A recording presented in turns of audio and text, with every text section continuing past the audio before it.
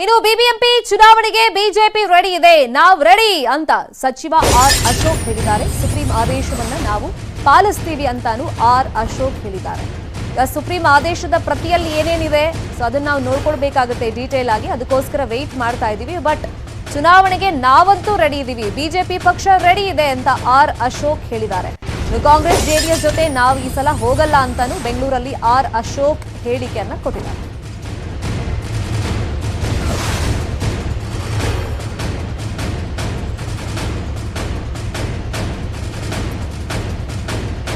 BBMP ಚುನಾವಣೆ ಯಾವತ್ತೇ ನಡೆದರೂ ಕೂಡ ಬಿಜೆಪಿ ತಯಾರಾಗಿದೆ, ಸರ್ಕಾರ ತಯಾರಿದೆ. ಚುನಾವಣೆಯಲ್ಲಿ ಬಿಜೆಪಿ ಗೆಲುವನ್ನ ಮಾಡುವಂತದಕ್ಕೆ ಈಗಾಗಲೇ ಪಕ್ಷದ ಮಟ್ಟದಲ್ಲಿ ತಯಾರಿಗಳನ್ನ ನಾವು ಮಾಡಿದ್ದೀವಿ. ಅದರಿಂದ ಯಾವತ್ತೇ ಬಿಬಿಎಂಪಿ ಎಲೆಕ್ಷನ್ ಆದರೂ ಕೂಡ ನಾವು ಚುನಾವಣೆಗೆ ತಯಾರಾಗಿದ್ದೀರಿ ಮತ್ತು ಗೆಲುವನ್ನ ಸಾಧಿಸ್ತೀವಿ. ಸರ್, ಸುಪ್ರೀಂ ಕೋರ್ಟ್ ಈಗ ತ್ರಿಸದಸ್ಯ ಪೀಠ ಮಹತ್ವದ ಆದೇಶವನ್ನು ಕೊಟ್ಟಿರುವಂತದ್ದು, ಹಾಗಾಗಿ ನೀವು ಈ ಆದೇಶವನ್ನ ಸರ್ಕಾರ ಪಾಲನೆ ಮಾಡಲೇಬೇಕಾಗಿದೆ. ಅಲ್ಲ, ಈಗ ಸುಪ್ರೀಂ ಕೋರ್ಟ್ ಆದೇಶ ಬಂದಿದ್ರೆ ನಾವು ಪಾಲನೆ ಮಾಡಲೇಬೇಕಾಗ್ತದೆ, ಮಾಡೇ ಮಾಡ್ತೀವಿ. ಆದರೆ ಚುನಾವಣೆಗೆ ನಾವು ತಯಾರಿದ್ದೀವಿ. ನಾವು ಯಾವುದೇ ಕಾರಣಕ್ಕೂ ಚುನಾವಣೆಯ ಬಿಟ್ಟು ಓಡೋಗೋ ಪ್ರಶ್ನೆನೇ ಇಲ್ಲ. ಅದೇನಿದ್ರು ಕಾಂಗ್ರೆಸ್ ಮತ್ತು ಜೆಡಿಎಸ್ಗೆ ಚುನಾವಣೆ ಮುಂದೆ ಹೋಗಬೇಕು ಅಂತ ಆಸೆ ಇರೋದು ಕಾಂಗ್ರೆಸ್ ಅವರಿಗೆ, ನಮ್ಗಲ್ಲ. ನಮ್ಗೆ ಚುನಾವಣೆ ಆಗಬೇಕು ಅಂತ ಇರ್ತಕ್ಕಂಥದ್ದು. ಯಾಕಂದ್ರೆ ಸರ್ಕಾರ ಇದೆ, ನಮ್ದು ಪಕ್ಷ ಈಗಾಗಲೇ ಚುನಾವಣೆಗೆ ತಯಾರಾಗಿದೆ. ಆ ದೃಷ್ಟಿಯಿಂದ ಚುನಾವಣೆಗೆ ನಾವು ಸರ್ವಸನ್ನದ್ಧರಾಗಿದ್ದೀವಿ. 2 ವಾರದಲ್ಲಿ ನೋಟಿಫಿಕೇಶನ್ ಹೊರಡಿಸಿ ಅಂತ ಯಾವತ್ತೇ ಚುನಾವಣೆ ಆದರೂ ಕೂಡ ಬೆಂಗಳೂರು ಮಹಾನಗರ ಪಾಲಿಕೆ ಚುನಾವಣೆಗೆ ಬಿಜೆಪಿ ರೆಡಿ ಇದೆ. ಇದೇ ವಿಚಾರವಾಗಿ ಮತ್ತಷ್ಟು ಇನ್ಫಾರ್ಮೇಶನ್ ಕೊಡೋದಕ್ಕೆ ನೇರ ಸಂಪರ್ಕದಲ್ಲಿ ಜಾಯಿನ್ ಆಗಿದ್ದಾರೆ ನಮ್ಮ political bureau head Chidanand Patel. Chidanand Patel, BBMP ಎಲೆಕ್ಷನ್ಗೆ 2 ವಾರದಲ್ಲಿ ನೋಟಿಫಿಕೇಶನ್ ಹೊರಡಿಸಬೇಕು, 198 ವಾರ್ಡ್ಗಳಲ್ಲೇ ಎಲೆಕ್ಷನ್ ನಡೆಸಿ ಅಂತ ಸುಪ್ರೀಂ ಕೋರ್ಟ್ ಹೇಳಿದೆ. ಹಾಗಾಗಿ ಆಡಳಿತ ಪಕ್ಷನೂ ಸೇರಿದಂತೆ ರಾಜ್ಯದಲ್ಲಿರುವಂತಹ ಪ್ರಮುಖ 3 ಪಕ್ಷಗಳಲ್ಲಿ ಯಾವ ತರ ಚಟುವಟಿಕೆ ಈಗ ಸ್ಟಾರ್ಟ್ ಆಗಿದೆ?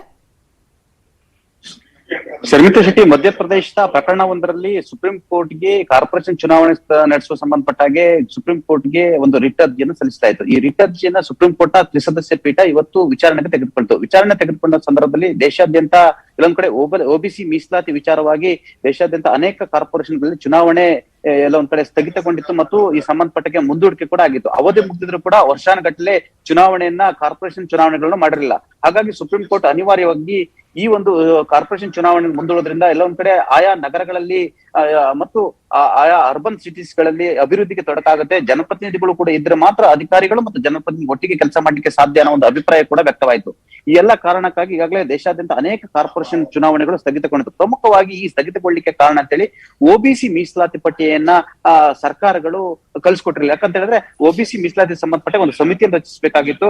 ಆ ಸಮಿತಿ ಒಬಿಸಿ ಮೀಸಲಾತಿಯನ್ನ ಗುರುತಿಸಿ ಸುಪ್ರೀಂ ಕೋರ್ಟ್ಗೆ ವರದಿಯನ್ನು ಕೊಡಬೇಕಾಗಿತ್ತು. ಆದ್ರೆ ಆ ವರದಿಯನ್ನ ಅನೇಕ ಸರ್ಕಾರಗಳು ಕೊಟ್ಟಿರಲಿಲ್ಲ. ಹಾಗಾಗಿ ಕರ್ನಾಟಕದಲ್ಲಿ ಕೂಡ ಬಿಬಿಎಂಪಿ ಚುನಾವಣೆ ಸೇರಿದಂತೆ ಜೆಡ್ಪಿಟಿಪಿ ಚುನಾವಣೆ ಕೂಡ ಸ್ಥಗಿತಗೊಂಡಿತ್ತು.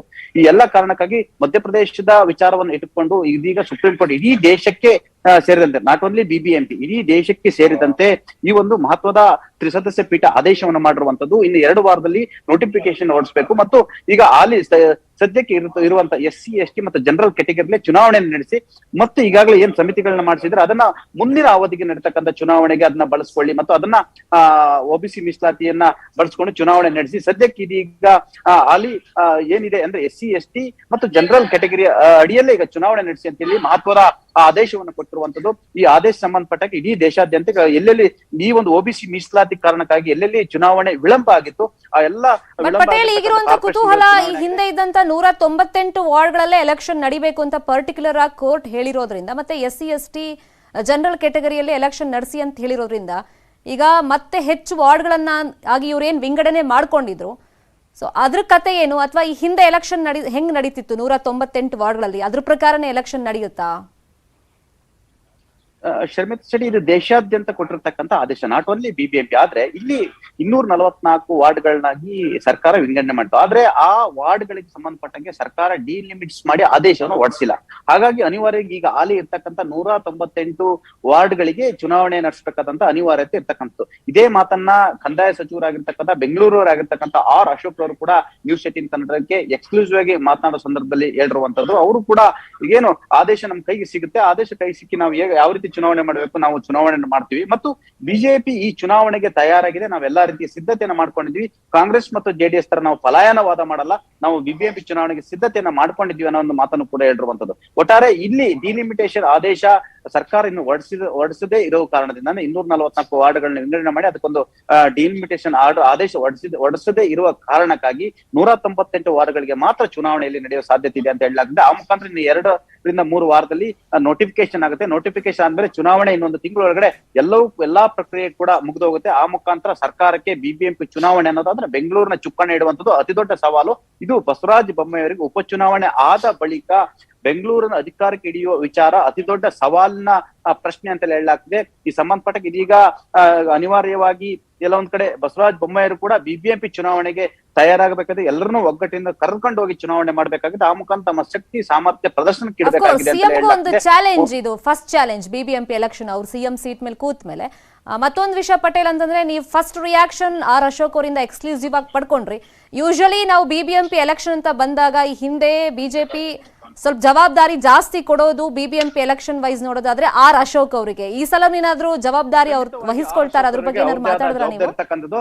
ಶರ್ಮಿತಾ ಶೆಟ್ಟಿ ಇದೀಗ ನಮ್ ಜೊತೆ ಆರ್ ಅಶೋಕ್ ರವರೇ ಇದ್ದಾರೆ. ಅವ್ರು ಏನ್ ಹಲೋ ಆರ್ ಅಶೋಕ್ ಸರ್ ನಮಸ್ಕಾರ. ನಾನು ಕೇಳ್ತಾ ಇದ್ದೆ, ಪ್ರತಿ ಬಾರಿ ಬಿಬಿಎಂಪಿ ಎಲೆಕ್ಷನ್ ಅಂತ ಬಂದಾಗ ನಿಮ್ ಮೇಲೆ ಪಕ್ಷ ಡಿಪೆಂಡ್ ಆಗ್ತಿತ್ತು, ನಿಮ್ಗೊಂದು ಜವಾಬ್ದಾರಿ ಅಂತ ಕೊಡ್ತಾ ಇದ್ರು. ಈಗ ಸುಪ್ರೀಂ ಕೋರ್ಟ್ ಹೇಳಿರೋದ್ರಿಂದ ಪಕ್ಷದ ಕಡೆಯಿಂದ ನಿಮ್ಗೆ ಏನಾದ್ರು ಇನ್ಸ್ಟ್ರಕ್ಷನ್ ಬಂದಿದ್ಯಾ ಅಥವಾ ಹಿಂದೆನೂ ಮಾತುಕತೆ ಆಗಿದೆಯಾ, ಏನಾದ್ರು ಚರ್ಚೆ? ಈಗ ಸುಪ್ರೀಂ ಕೋರ್ಟ್ ಆದೇಶ ಬಂದಿದೆ, ನಾವು ಚುನಾವಣೆಗೆ ತಯಾರಿದ್ದೀರಿ. ಯಾವುದೇ ಸಂದರ್ಭದಲ್ಲಿ ಚುನಾವಣೆ ನಡೆದ್ರು ಕೂಡ ನಾವು ಚುನಾವಣೆಯನ್ನ ನಾವು ಮಾಡ್ತೀರಿ. ಈಗ ಬಂದಿರುವಂತ ಮಾಹಿತಿ ಪ್ರಕಾರ ಜನರಲ್ ಮತ್ತು SC/ST ಸಂಬಂಧಪಟ್ಟಿದ್ದ ಚುನಾವಣೆಗಳನ್ನ ಮಾಡಬೇಕು ಅನ್ನೋ ಮಾಹಿತಿ ಬಂದಿದೆ. ಅದರ ಕಾಪಿಯನ್ನು ತರಿಸ್ತಾ ಇದ್ದೀನಿ ನಾನು. ಸೊ ನಾವಂತೂ ಚುನಾವಣೆಗೆ ರೆಡಿ ಇದ್ದೀರಿ. ಬಿಜೆಪಿ ಆಲ್ವೇಸ್ ಎಲೆಕ್ಷನ್ಗೆ ಯಾವುದೇ ಹಿಂದೇಟ್ ಹಾಕಲ್ಲ. ನಾವು ಚುನಾವಣೆಯನ್ನ ತಯಾರು ಮಾಡಿ ಈಗಾಗಲೇ ಎಲ್ಲ ಬೂತ್ ಮಟ್ಟದಲ್ಲಿ ಚುನಾವಣೆಯ ತಯಾರಿಯನ್ನ ನಾವು ಮಾಡಿದ್ದೀರಿ. ಆದಷ್ಟು ಬೇಗ ಚುನಾವಣೆ ಡಿಕ್ಲೇರ್ ಆದ ತಕ್ಷಣ ನಮ್ಮ ಕ್ಯಾಂಡಿಡೇಟ್ಸ್ ಗಳನ್ನ ಫೈನಲೈಸ್ ಮಾಡ್ತೀರಿ ಮತ್ತು ಇನ್ಚಾರ್ಜ್ ಗಳನ್ನ ಫೈನಲೈಸ್ ಮಾಡ್ತೀರಿ.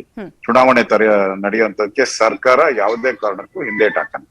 ಫೈನ್, ಅದೇ ಡಿಸ್ಕಷನ್ ಮಾಡ್ತಾ ಇದ್ವಿ ಆರ್ ಅಶೋಕ್ ಅವರೇ. ಈಗ ನಿಮ್ ಮೇಲೆ ಸ್ವಲ್ಪ ಜವಾಬ್ದಾರಿ ಜಾಸ್ತಿ ಆಗುತ್ತೆ ಬಿಬಿಎಂಪಿ ಎಲೆಕ್ಷನ್ ಅಂತ ಬಂದಾಗ. ಕಳೆದ ವರ್ಷನೂ ನೋಡಿದ್ವಿ, ಅಂದ್ರೆ ಸ್ವಲ್ಪ ಪಕ್ಷನೂ ನಿಮ್ಮ ಮೇಲೆ ಡಿಪೆಂಡ್ ಆಗುತ್ತೆ. ನಿಮ್ಮ ನಾಯಕತ್ವದಲ್ಲಿ ಅಂತರ ನಿಮ್ ಮುಂದಾಳತ್ವದಲ್ಲೇ ಎಲೆಕ್ಷನ್ ಫೇಸ್ ಮಾಡ್ತಾ ಇದ್ದಿದ್ದು. ಅದ್ರ ಬಗ್ಗೆ ಏನಾದ್ರೂ ಪಕ್ಷ ಜವಾಬ್ದಾರಿ ಕೊಟ್ಟಿದ್ಯಾ ಅಂತ ಕೇಳ್ತಾ ಇದ್ದೆ. ಇಲ್ಲ, ಹಿಂದೆ ಎಲ್ಲ ನಾನು ಚುನಾವಣೆ ಜವಾಬ್ದಾರಿ ತಗೊಂಡಿದ್ದೀರಿ. ಯಡಿಯೂರಪ್ಪ ಇದ್ದಾಗ, ಸದಾನಂದಗೌಡರು, ಜಗದೀಶ್ ಶೆಟ್ಟರ್ ಇದ್ದಾಗ. ಈ ಬಾರಿನೂ ಕೂಡ ನಾನು ಜವಾಬ್ದಾರಿಯನ್ನ ತೆಗೆದುಕೊಳ್ತೀನಿ. ಮುಖ್ಯಮಂತ್ರಿಗಳ ನೇತೃತ್ವದಲ್ಲೇ ಈ ಬಾರಿ ನಾವು ಚುನಾವಣೆಯನ್ನ ಎದುರಿಸ್ತೀವಿ. ಮುಖ್ಯಮಂತ್ರಿಗಳು ಅವರ ನಾಯಕತ್ವದಲ್ಲೇ ನಾವು ಚುನಾವಣೆಯನ್ನ ಎದುರಿಸ್ತೀವಿ. Okay fine. ಈಗ ಏನಾದ್ರೂ ನಿಮ್ಮ ಪಕ್ಷಕ್ಕೆ ಏನಾದ್ರೂ ನಿರಾಸೆ ಆಯ್ತಾ? ಯಾಕಂದ್ರೆ 244 ವಾರ್ಡ್ ಅಂತ ವಿಂಗಡಣೆ ಮಾಡ್ಕೊಂಡಿದ್ರಿ. ಈಗ ಯಥಾ ಪ್ರಕಾರ 198 ವಾರ್ಡ್ಗಳಲ್ಲಿ ಎಲೆಕ್ಷನ್ ನಡೆಸಬೇಕು ಅಂತ ಕೋರ್ಟ್ ಹೇಳಿರೋದು.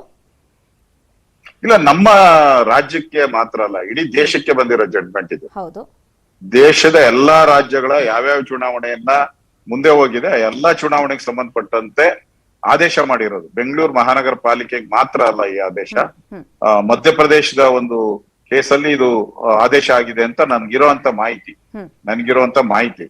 ಅದರಿಂದ ಮಧ್ಯಪ್ರದೇಶದ ಒಂದು ಸರ್ಕಾರ ಅಲ್ಲಿ ಕೋರ್ಟ್ ಮಧ್ಯೆ ನಡೀತಾ ಇರತಕ್ಕಂತ ಒಂದು ಸುಪ್ರೀಂ ಕೋರ್ಟ್ 3 ಬೆಂಚ್ ಅಲ್ಲಿ ಇದು ತೀರ್ಮಾನ ಆಗಿರುವಂತದ್ದು ಇಡೀ ದೇಶಕ್ಕೆ ಅಪ್ಲೈ ಆಗ್ತೈತೆ ಅಂತ ಹೇಳಿದ್ದಾರೆ.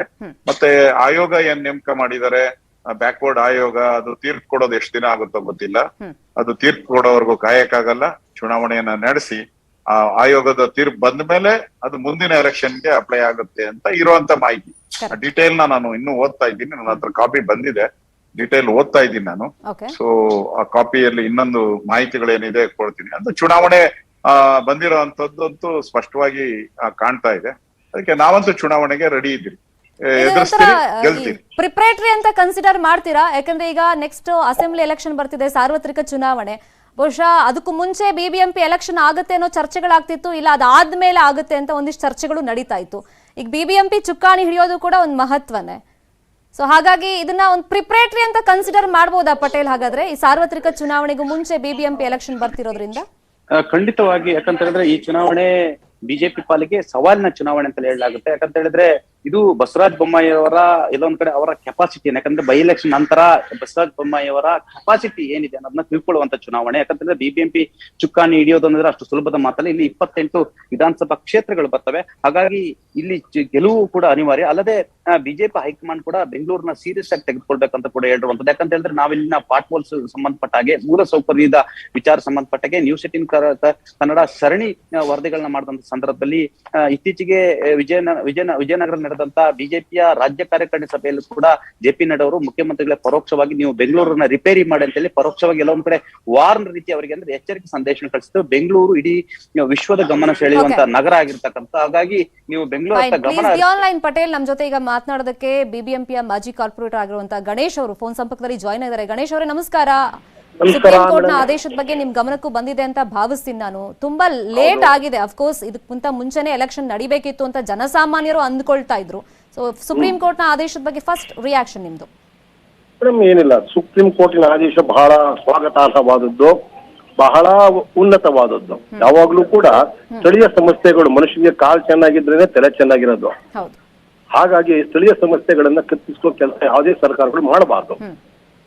ಹಾಗಾಗಿ ಒಂದಿಷ್ಟು ಒತ್ತಡಗಳಿದ್ದು ಆದಷ್ಟು ಬೇಗ ಎಲೆಕ್ಷನ್ ಮಾಡಿ ಅಂತ ಹೇಳ್ಬಿಟ್ಟು ಈಗ ಕೋರ್ಟೇ ಮಧ್ಯಪ್ರವೇಶ ಮಾಡ್ಬೇಕಾಯ್ತು ನೋಡಿ. ಇಲ್ಲ, ಯಾಕೆಂದ್ರೆ court it is late. Court ಕೂಡ, ಸುಪ್ರೀಂ ಕೋರ್ಟ್ ಲೇಟ್ ಆದ್ರೂ ಕೂಡ ಬಹಳ ಸೂಕ್ತವಾದ ತೀರ್ಮಾನವನ್ನ ತೆಗೆದುಕೊಂಡಿದ್ದಾರೆ. ಇವತ್ತಿನ ಪರಿಸ್ಥಿತಿಗೆ ಬಹಳ ಪರಿಣಾಮಕಾರಿಯಾದಂತ ತೀರ್ಪು.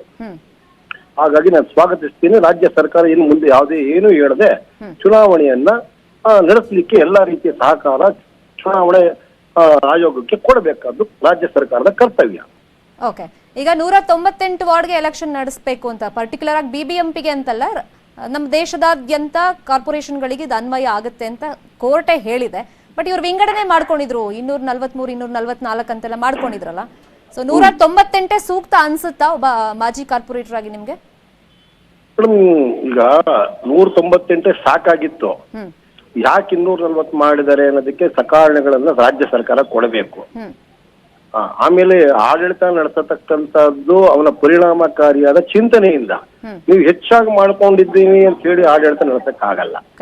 ಒಂದು ವೇಳೆ ಸರ್ಕಾರ 243 ಮಾಡ್ಕೊಂಡಿದೀವಿ ಅಂದ್ರೆ ಅದಕ್ಕೆ ಸಕಾರಣಗಳು ಕೊಟ್ಟು ನಾವು ಈ ಕಾರಣಗಳಿಗಾಗಿ, ಸುಗಮವಾದ ಆಡಳಿತಕ್ಕಾಗಿ, ಸುಲಲಿತವಾದಂತ ಅಭಿವೃದ್ಧಿಗಾಗಿ ನಾವು ಮಾಡ್ಕೊಂಡಿದೀವಿ ಅನ್ನೋದನ್ನ ಒಪ್ತೀವಿ, ತಪ್ಪೇನಿಲ್ಲ.